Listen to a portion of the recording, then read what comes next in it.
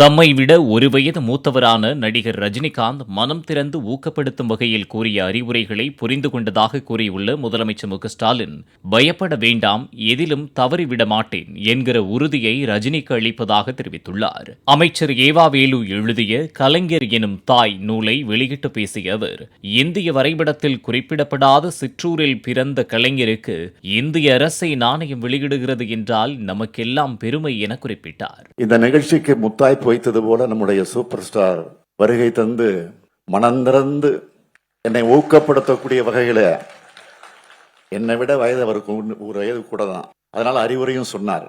அவர் சொன்னது அத்தனை நான் புரிந்து கொண்டேன். பயப்பட வேண்டாம், எதிலும் நான் தவறிவிட மாட்டேன், எல்லாத்திலையும் உஷாராக இருப்பேன்.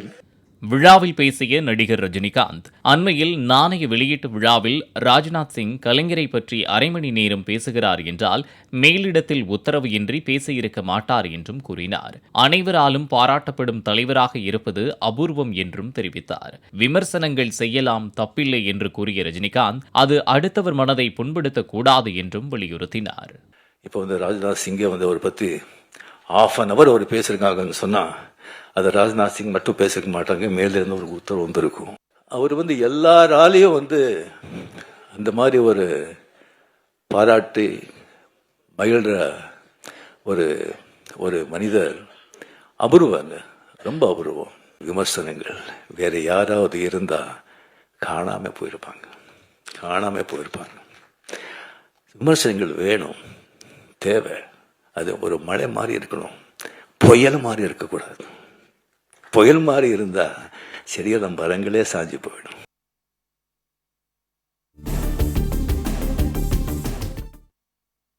முத்தமிழ் முருகன் மாநாட்டை சென்னையிலிருந்து காணொலி வாயிலாக முதலமைச்சர் மு.க.ஸ்டாலின் தொடங்கி வைத்தார்.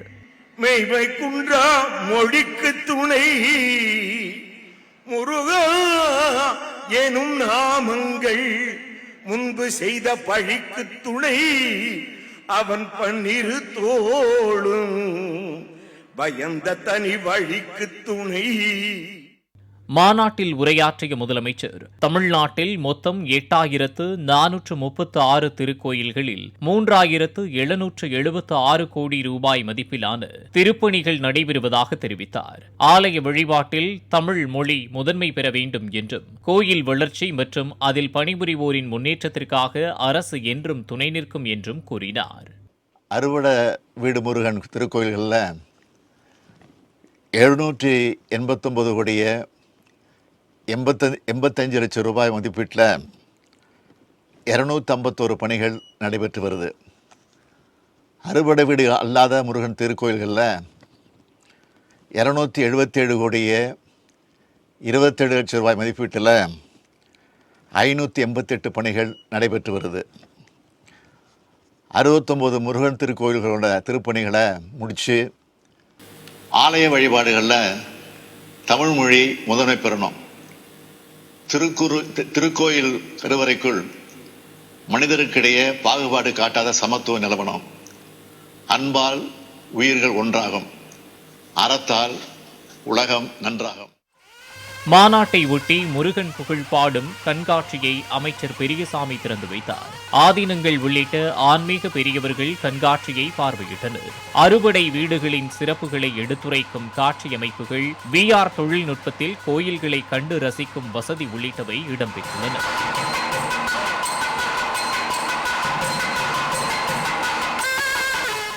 முத்தமிழ் முருகன் மாநாட்டின் நுழைவு வாயிலில் சிவன், பார்வதி, முருகன், விநாயகர் போன்ற தெய்வங்களின் சிலைகள் அமைக்கப்பட்டுள்ளன. மாநாட்டிற்காக அமைக்கப்பட்ட கலையரங்கத்தில் அறுபடை முருகனின் பெருமையை போற்றும் வகையில் 3D திரையில் பாடல்கள் ஒளிபரப்பாகின்றன.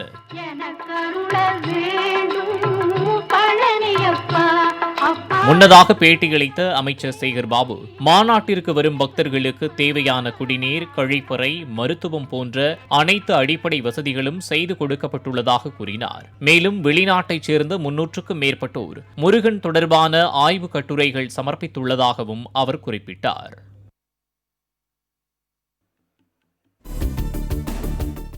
பழனி முத்தமிழ் முருகன் மாநாட்டில் ஆன்மீக பெரியவர்கள், சொற்பொழிவாளர்களின் உரைகளுக்கு மத்தியில் சேயோன் புகழ் பரப்பும் பக்தி பாடல்கள் இசைக்கப்பட்டன. முருகன் பாடல்களை முக பாவனையோடு பாடும் மதுரை சிறுமி தியா பழனி மாநாட்டில் பாடல்களை பாடி அனைவரது கவனத்தையும் ஈர்த்தார்.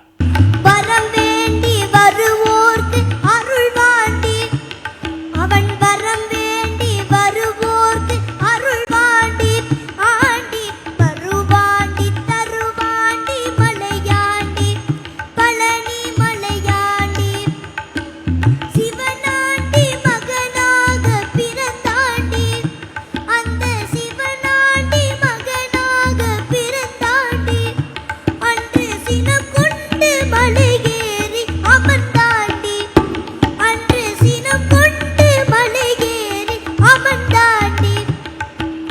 தனது மகன் அபிஷேக் ராஜுவுடன் இணைந்து சுவாமி ஐயப்பனின் பிரசித்தி பெற்ற பாடலை ஆன்மீக பாடகர் வீரமணி பாடினார். அமைச்சர் சேகர் பாபு உள்ளிட்டோர் இணைந்து சுவாமி ஐயப்பனின் பாடலை பாடினர். பள்ளிக்கட்டு கல்லும் முள்ளும் சுவாமியே சுவாமி சரணம். பள்ளிக்கட்டு சபரிமலைக்கு கல்லும் முள்ளும் காலுக்கு மெத்தை. சுவாமியே ஐயப்போ ஐயப்போ சுவாமியே.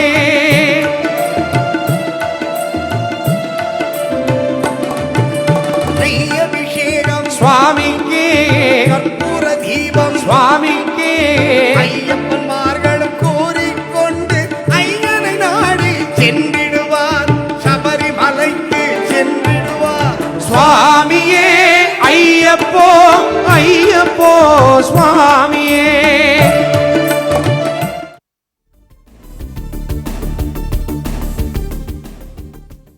வெளிமாநிலங்களில் இருந்து குறைந்த விலைக்கு வாங்கப்படும் ஆட்டு இறைச்சி சென்னையில் சில ஹோட்டல்கள் மற்றும் திருமணம் போன்ற நிகழ்ச்சிகளுக்கு விற்கப்படுவதாக சென்னை மாவட்ட உணவு பாதுகாப்புத்துறை நியமன அதிகாரி சதீஷ்குமார் தெரிவித்துள்ளார். இதுகுறித்து புகார்கள் வந்தால் சம்பந்தப்பட்ட ஹோட்டல்களின் உரிமம் ரத்து செய்யப்படும் என்றும் அவர் எச்சரித்தார்.